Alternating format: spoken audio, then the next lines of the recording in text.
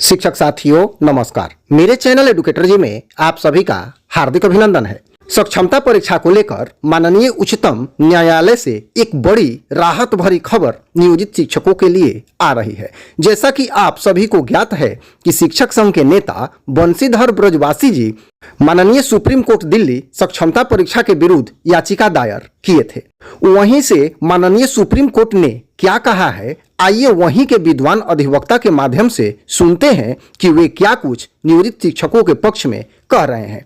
ये तय हो गया है कि 13 मार्च को जो पटना हाई कोर्ट से फैसला होने वाला है, अर्थात सक्षमता परीक्षा को लेकर जो सुनवाई होने वाली है, उस पर बहुत ही बड़ा फैसला आने वाला है। तो आइए सुनते हैं क्या कुछ मामला है। ऐसा है कि आज ब्रिजवासी जी मैं सबसे पहले बताऊं कि हम लोग की याचिका के पहले यानी कि 19 फरवरी को एक याचिका सूचीबद्ध हुई थी, जो एक प्रमोद कुमार नामक यादव जो हैं उनके माध्यम से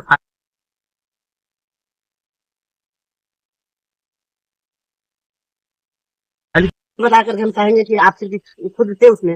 देखिए ऐसा है कि आज ब्रिजवासी जी मैं सबसे पहले बताऊं कि हम लोग की याचिका के पहले यानी कि 19 फरवरी को एक याचिका सूचीबद्ध हुई थी, जो एक प्रमोद कुमार नामक यादव जो हैं उनके माध्यम से फाइल किया गया था।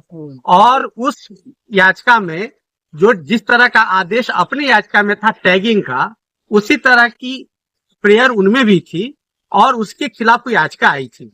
उस याचिका में माननीय सर्वोच्च न्यायालय ने कहा, और यही जो जिस बेंच में आज अपने मामले की सुनवाई हुई, इसे यही जज साहब उस मामले की भी सुनवाई किए थे, और उन्होंने आदेश दिया कि 13 मार्च को जो याचिका लंबित है पटना उच्च न्यायालय के संबंध, उस याचिका में जो अंतरिम आदेश की प्रार्थना हम लोगों के द्वारा किया गया है, उस पर हाईकोर्ट सुनवाई करके यथासंभव आदेश पारित करेगी। ऐसा ऑब्जर्वेशन माननीय सर्वोच्च न्यायालय ने 19 फरवरी को अपने आदेश में दिया है। आज जब अपने मामले की सुनवाई शुरू हुई तो अपने तरफ से जो सीनियर एडवोकेट रंजीत कुमार जी और विनय नावरे जी थे, इन दोनों आदमी ने ये कहा कि क्योंकि 26 फरवरी से एग्जामिनेशन की शुरुआत हो गई है और ये 6 मार्च तक चलेगा, लिहाजा हम लोग इसका विरोध कर रहे हैं कि जो बिहार स्कूल एक्सक्लूसिव टीचर नियमावली 2023 बनाया गया है वह बिल्कुल असंवैधानिक है।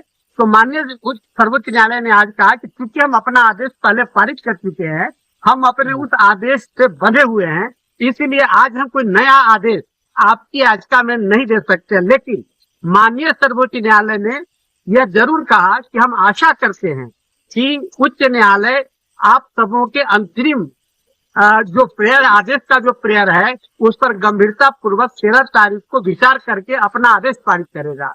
तो यह एक संतोष का विषय है कि आज अपनी याचिका के जाने से यह जरूर स्पष्ट हो गया है कि उच्च न्यायालय के ऊपर एक मनोवैज्ञानिक दबाव माननीय सर्वोच्च न्यायालय के आज के आदेश से बढ़ेगा, और 13 मार्च को जो सुनवाई होगी उसमें आपके अंतरिम आदेश की जो प्रार्थना है उस पर हाईकोर्ट विचार करके आदेश पारित करेगी। ऐसा उम्मीद है कि 13 तारीख को इंतरिम कुछ न कुछ ऑर्डर पास करना होगा। बिल्कुल। आज जब हम लोगों ने कहा, खासकर नावरे जी ने कहा कि ऐसा न हो कि एग्जामिनेशन खत्म हो जाए और सरकार ये कहे कि चूंकि ये नहीं दिए तो इनका माना जाएगा कि इनका कोई विरोध नहीं है, तो ये जिसको कि अंग्रेजी में एक वर्ड आता है मिसकंस्ट्रू। माननीय सर्वोच्च न्यायालय ने नावरे जी को कहा कि नहीं, जब 13 तारीख का ऑब्जर्वेशन हमारा है तो हम आशा करते हैं कि 13 तारीख को आपके अंतरिम आदेश पर सुनवाई करके फैसला आएगा, और जो पूरी याचिका है उसकी भी जल्द से जल्द सुनवाई हो करके आदेश देगा सर्वोच्च न्यायालय। चाहे जो भी हो, हम सुप्रीम कोर्ट में आए हैं और आपकी बात को मजबूती के साथ रखे हैं।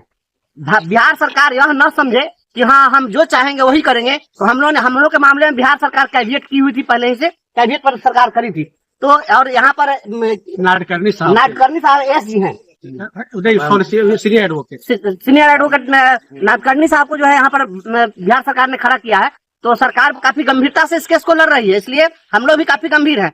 और बहुत सारी बातें इसमें आई है जिसमें लगा कि कुछ न कुछ हम लोगों को और भी बेहतर तरीके से हाईकोर्ट में बात रखनी चाहिए।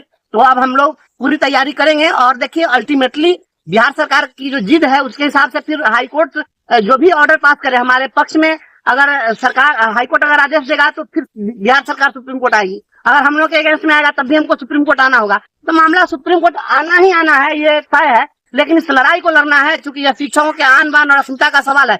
घबराना नहीं है किसी साथियों को। गिरते हैं सवार ही जंग के मैदान में, वो क्या गिरे जो घुटनों के बल चले। आपको ब्रजवासी जी मैं बता दूं कि आज माननीय सर्वोच्च न्यायालय ने बिहार सरकार के वकील जो सीनियर अधिवक्ता नाडकर्णी जी को स्पष्ट कहा है कि इस मामले की यथास्थिति सुनवाई करने में बिहार सरकार पूरी मदद करेगी माननीय उच्च न्यायालय के सामने, ऐसा उनको कहा गया है। इसलिए सुप्रीम कोर्ट ने भी आपके पिटीशन की गंभीरता को समझा है और बिहार सरकार के ऊपर एक मौखिक दबाव बनाने का काम